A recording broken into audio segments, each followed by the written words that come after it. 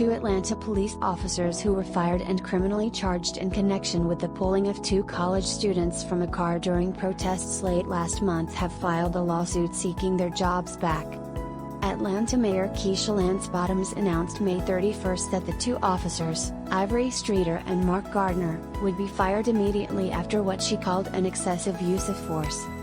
The suit, which says the officers were denied due process, seeks the reinstatement of both officers and back pay.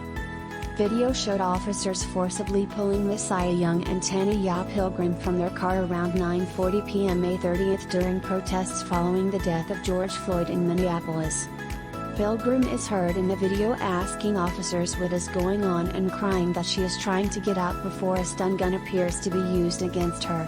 Young, who also had a stun gun used on him, was yanked from the car and suffered a fractured arm, the county prosecutor has said.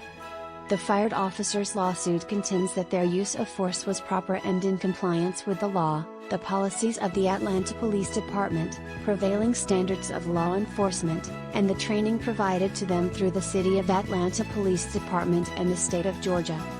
Requests for comment from the police department about the lawsuit were not immediately returned Monday night. Late Monday, the mayor's office directed questions to the city's law department. Bottoms said May 31st that body camera video led to the decision to fire the two officers. In total, 6 officers were involved. The other officers, who have since been charged, have been placed on desk duty pending a further determination of what disciplinary action they might face. Shields, the police chief, said May 31st that officers were being pelted with rocks and other objects but that does not relieve police of their responsibilities. She called the video shocking to watch. Shields said that she had hoped body camera video would provide more context but that after reviewing it, I knew that I had only one option, and that is to terminate the employees.